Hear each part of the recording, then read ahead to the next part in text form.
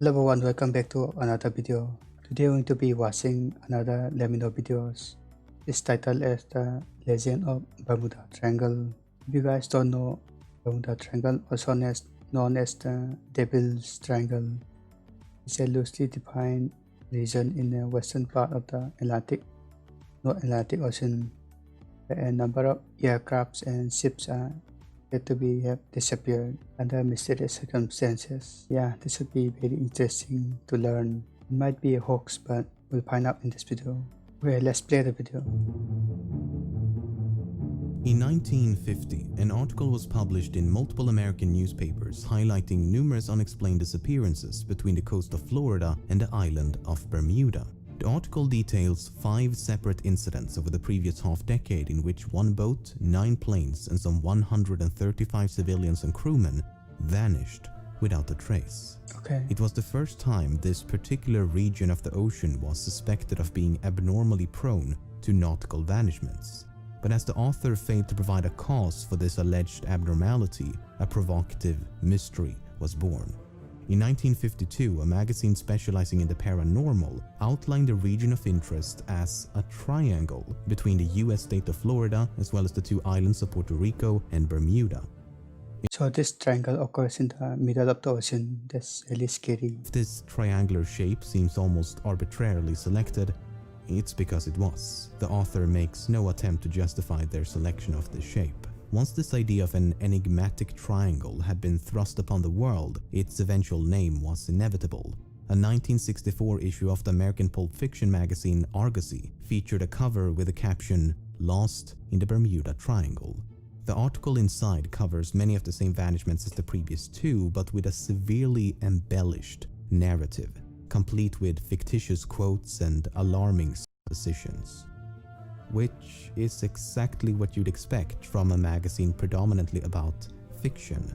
Of course, they're trying to sell the magazine, so in some fictions. Suppose a magazine with a sensational cover like this to supply them with a scientifically sound and comprehensively researched analysis. And why would you? Argosy was targeting a very specific crowd.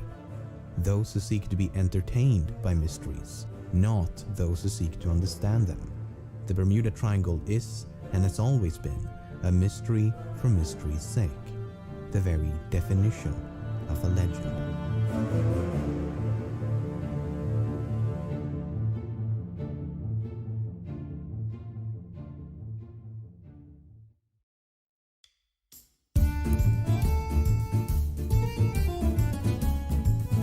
One of the oldest stories said to exemplify the mysterious qualities of the Bermuda Triangle is that of the first transatlantic voyage by Christopher Columbus in 1492. So this is the face of Christopher Columbus. I've never seen the zoom-in face of Christopher Columbus. I think it's my first time seeing this. 3 events are said to be of note. The crew observed a fireball of some kind, their compasses inexplicably malfunctioned, and a strange light seemed to be suspended above the ocean surface. The fireball was more precisely described as a marvelous branch of fire that fell from the sky into the sea. It's just the meteorites. While invoking aliens and UFOs would certainly be more exciting, there's really no need, as a meteor would be more than qualified to account for that description. Yeah. In fact, shooting stars are the most common in September due to the orbit and tilt of the Earth, and this sighting occurred on September the 15th. On September the 17th, the crew noticed their compasses misaligned with the North Star. This was certainly alarming at the time, but we've since learned that this is due to an effect known as magnetic declination. In short, the needle in a compass aligns with magnetic north, while the North Star aligns with true north. More importantly, however, neither of these 2 events occurred anywhere near the Bermuda Triangle, but in the middle of the North Atlantic. A fact that many seem to conveniently disregard. However, the strange light was indeed sighted within the confines of the triangle. Columbus described the light as a small wax candle that rose and lifted up, but he also believed it to be an indication of land and never described it as inexplicable. In fact, mere hours after observing the light, a crewman first caught sight of the American continent, supporting Columbus's suspicion that the light emanated from a nearby landmass. Perhaps a torch or bonfire by the indigenous population. as should be evident by now, this is all very mysterious, as long as you refrain from looking beneath the surface. What's beneath the surface? Just tell me something. What the hell is happening here? It's flight Number number 19. 19 what? It's that training mission from the Naval Air Station at Fort Lauderdale. Who flies crates like these anymore? No one. These planes were reported missing in 1945. Flight 19, featured here in Close Encounters of the Third Kind, is possibly the most famous disappearance connected to the Bermuda Triangle. Some would argue it is the catalyst for the entire phenomenon. The story goes like this. On the 5th of December 1945, a squadron of 5 planes departed a naval air station in Fort Lauderdale, Florida. It was a routine navigation exercise that should not have posed a problem for these 14 experienced pilots and crewmen. Some 2 hours into the exercise, the squadron was supposed to be heading back when the pilot of the leading plane reported that he had become disoriented as both his compasses were malfunctioning. Multiple stations maintained sporadic contact with Flight 19, attempting to determine their current location with little to no success. Communications between the 5 planes were also intercepted, and they could be heard arguing over directions and bearings. As the minutes passed, the signal between the towers and Flight 19 gradually weakened, and it became increasingly difficult to maintain a stable line of communication. Jeez. Roughly 4 hours after takeoff, Navy personnel was able to approximate the flight's current location at some 200 kilometers north of their intended flight path. A flying boat with designation ST-49 was consequently dispatched to this location, but after a routine transmission, it inexplicably disappeared.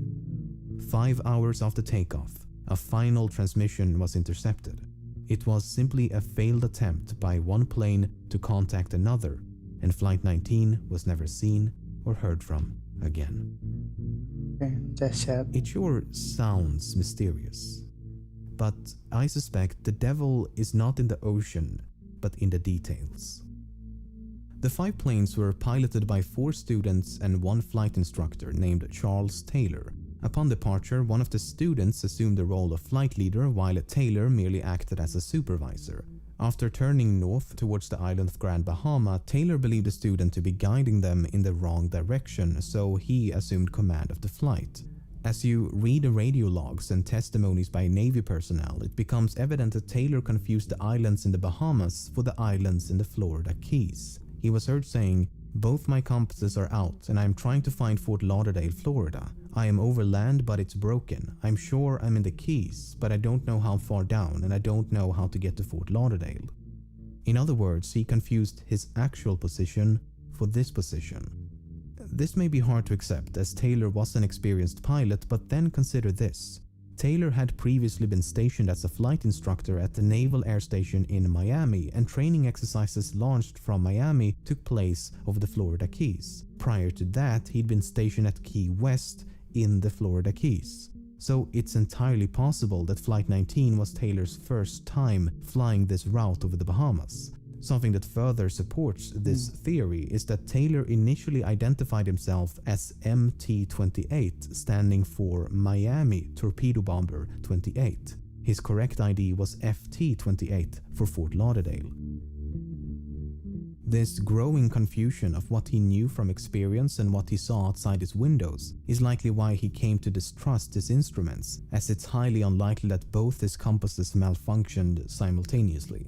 Yeah, both of the compass malfunction at the same time. That's strange. Taylor thought he was in the Keys. He continued flying north in an attempt to reach land, but this had the opposite effect of taking them further out to sea. He was also disincentivized from turning west, as from Taylor's perspective, that would have taken them into the Gulf of Mexico.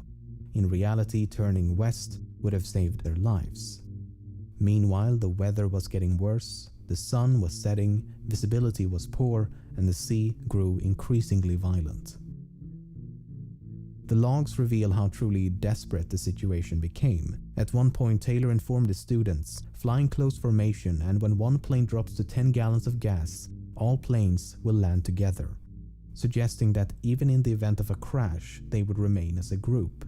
He later continued, "I suggest we fly due east until we run out of gas. We have a better chance of being picked up close to shore." At this point, they're flying away from the coast, out towards the open ocean. Some of the last discernible messages reads, "Have to land on water unless landfall. We may have to ditch any minute." Then there's the flying boat ST-49. ST-49 was initially scheduled for a night navigation exercise when, upon getting a fix on the location of Flight 19, it was diverted into a search and rescue mission. After a routine departure transmission, it was never heard from again. But it was likely seen again. 23 minutes after ST-49 took off, a ship reported seeing a plane catch fire and explode upon impact with the ocean. The resulting inferno continued for several minutes, with flames rising some 30 meters above the ocean surface. Once the ship reached the location of the explosion, it found debris and a pool of oil, but no survivors. Yet another ship equipped with radar observed as a plane vanished from the screen at the exact same time the explosion was sighted. While an explosion is certainly surprising given that pre-flight checks revealed nothing of note, the plane had went aground due to a malfunctioning engine the day before. What exactly went aground entails is not elaborated upon, but it did warrant inspection of the plane's hull. Some Navy personnel immediately presumed the reported explosion was linked to the missing ST-49. Despite a systematic and week-long search involving tens of ships and hundreds of planes, nothing and no one was ever found. Though multiple planes and ships did report sightings of flares and various debris. All available evidence suggests that Flight 19 crashed into the ocean once they ran out of fuel, while ST-49 combusted and exploded, possibly due to a malfunctioning engine. The 6 planes and all 27 airmen aboard sank into the ocean, leaving no trace behind. Damn. But not every incident can be so thoroughly explained. The star planes. On the 17th of January 1949, a plane known as the Star Ariel departed Bermuda for Kingston, Jamaica. An hour into the flight, the pilot made a routine transmission with no indication of alarm, but the plane was never seen or heard from again. There was no evidence of a crash and no distress call had been received. The weather was excellent for the entire duration of the flight. The pilot and his crew was highly experienced and had flown this specific route many times before, and the plane was in working condition prior to departure. A succeeding investigation failed to determine a probable cause due to a lack of evidence. But what makes this even more mysterious is that a sister plane known as the Star Tiger had vanished under similar circumstances the year before. On January the 30th, 1948, the Star Tiger disappeared while approaching Bermuda from the east. The pilot and the rest of the crew were highly experienced, but the weather was not ideal with strong winds and heavy rain. The strong winds had blown the plane off course just an hour before their last transmission, and they were never seen or heard from again. The succeeding investigation concluded, "In closing this report, it may truly be said that no more baffling problem has ever been presented for investigation. What happened in this case will never be known, and the fate of Star Tiger must remain an unsolved mystery." But even in information-deprived cases like these, natural explanations do exist. For example, the accident report of the Star Tiger revealed that the plane had been poorly maintained and known defects remained unrectified. Subsequent investigations also found that this particular type of airplane had a heater in the cabin that was prone to malfunction, and due to poor design, there was a chance of combustion and explosion. Why do they have to make poor engines on the plane itself? I mean, if the plane hit and exploded, the pilot would die immediately. That's scary. Pilots experienced with this type of aircraft believed this was a real possibility, and one of them stated, "My theory is that hydraulic vapor escaped from a leak which got onto a hot heater and caused an explosion."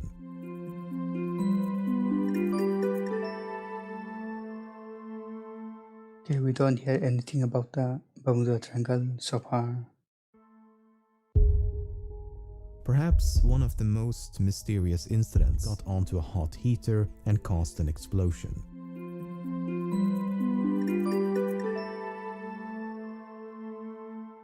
Carol and Deering. Perhaps one of the most mysterious incidents is that of the 5-masted sailing vessel Carol A. Deering. On January the 9th, 1921, the Deering departed the island of Barbados and set sail for Norfolk, Virginia. Less than 3 weeks later, the ship was sighted by a lightship near the coast of North Carolina, and the lightship's engineer took this photograph as she passed by. The person at the helm of the Deering hailed the lightship and used a megaphone to inform them that they had lost both their anchors. The ship then progressed up the coast towards Norfolk, but she never arrived. What? 2 days after the sighting by the lightship keepers, the Deering was located by the Coast Guard. The ship had run aground in an area known as the Diamond Shoals and appeared to have been abandoned. This was confirmed once the ship was boarded a few days later, and the ship's log, the crew's personal belongings, key navigational equipment, various documents, 2 lifeboats, as well as the ship's 2 anchors were found to be missing.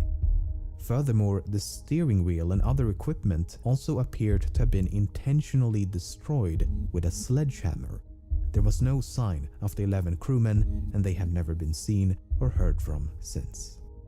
Are they being hijacked or something?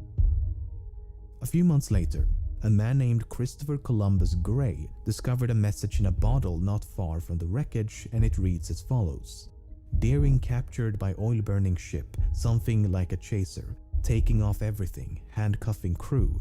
Crew hiding all over ship, no chance of escape. Finder, please notify headquarters of Deering." The message was perceived to be genuine, and thus it was presumed that the crew of the Carol A. Deering had fallen victim to piracy. But then, a few months after that, handwriting experts proved that Gray himself had written the message and that the entire thing was a hoax. But Gray may not have been too far off, as there is evidence to suggest that a mutiny took place. The US State Department issued a statement at the time in which they wrote, "There is every suspicion of foul play." First of all, the person who hailed the lightship was not the captain. He was described by the lightship keeper as a red-headed man with a Scandinavian accent. So, me without a soul. While this description could not have been that of the captain, it was descriptive of the other crewmen, most of which were Danes, which of course only strengthens the possibility of mutiny. Secondly, later investigations found that the relationship between the captain and the crew was strenuous at best. Prior to departing Barbados, both the captain and the first mate spoke ill of each other, and the captain was concerned that the crew might turn on him. The first mate had also requested a ship of his own, and when this request was denied, he boasted that he would get the captain before they reached their destination.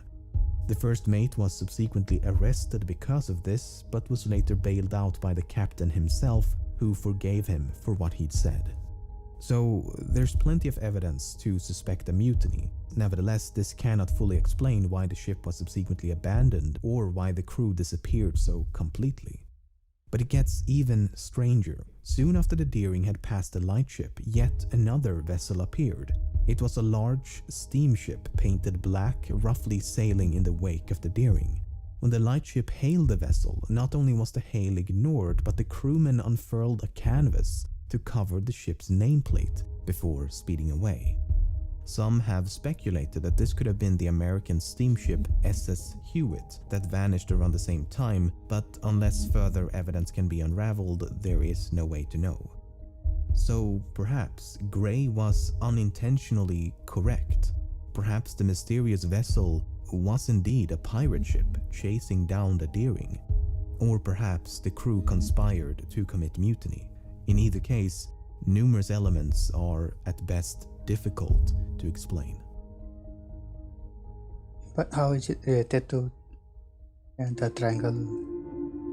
To conclude this video, I'd like to talk about the triangle itself. If the Bermuda Triangle was anything but a legend, why is it not marked on publicly available maps and nautical charts? If the US Coast Guard is so concerned with the safety of others, don't you think they have a responsibility to warn the populace about this abnormally dangerous region of the ocean? Yet they and every other relevant authority willfully allow hundreds of ships and planes to sail and fly through the region every single day without as much as a warning. If we need a sign for wet floors, a sign for imminent death by supernatural forces seems justifiable. After all, the region that is the Bermuda Triangle is a highly trafficked region of the ocean. Now, one could argue that more traffic equals more accidents, thus more vanishments, but that would almost make a bit too much sense.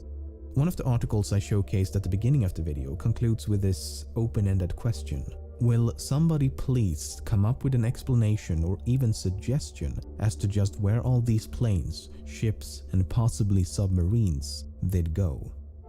I'm gonna take a wild stab at this and say the ocean. The ships and planes and possibly submarines sank into the depths of the ocean. Did they float? Oh. No, they sink. I don't know what to tell you, but a catastrophe at sea and buoyancy are just not the best of friends. Besides, do you really want to listen to a clown in a sewer drain over the physical loss of reality itself? Anyways, They float, Georgie. They float. Okay, maybe I'm overtly facetious at this point, but the absurdity of this phenomenon is also what makes it so fascinating to me.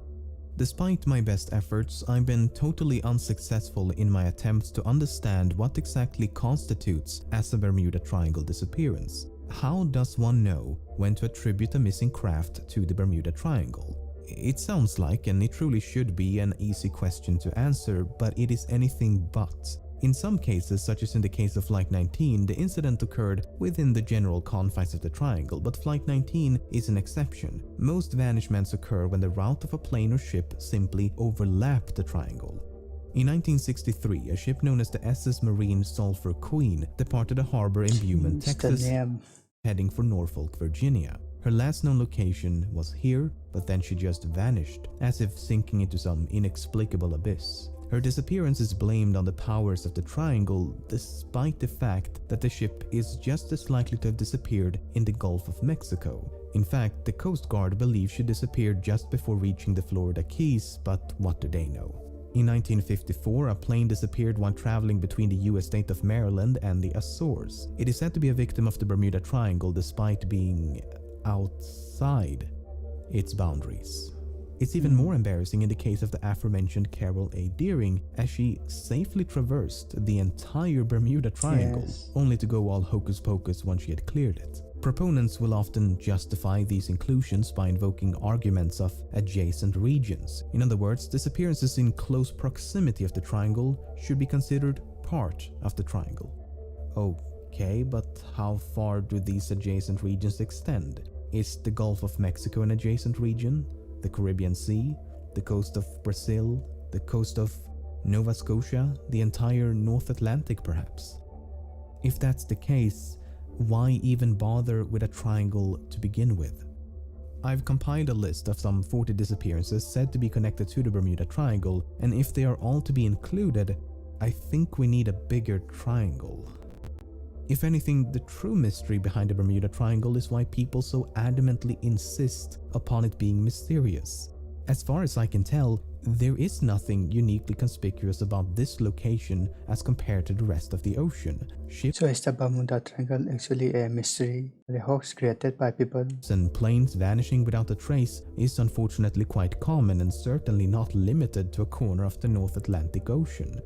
The amount of vanishments in a given area is largely dependent on factors such as the amount of traffic, the frequency of adverse meteorological phenomena, and the presence of powerful oceanic currents. The Bermuda Triangle ticks all three boxes. There's a ton of traffic, it is frequently invaded by hurricanes and storms, and it is intersected by the Gulf Stream.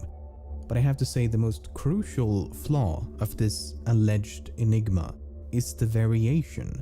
The fundamental aspect of the Bermuda Triangle is that these incidents can somehow be correlated, yet each disappearance could not be more different. Some vanishments occur during a storm, some when the sky is clear, some when the sea is turbulent, some when the sea is calm, some during the day, some during the night. Probable causes include mechanical failure, explosions, human errors. There are so many factors to contribute to ship disappearance or plane disappearance, but like mystery stuff, so they blame it on the Bermuda Triangle. I don't know if the Bermuda Triangle is true or not. Sabotage, fuel starvation, inexperience, piracy, mutiny, etc. Some ships and planes are brand new, some are many decades old, some are extremely large, some are tiny. Bodies, debris and wreckage can at times be recovered, other times it cannot. A distress signal is sometimes sometimes transceived, sometimes it is not. It involves every type of vessel and every type of aircraft. They can be traveling at any speed, in any direction, at any altitude, with any number of passengers for any amount of time, for any reason.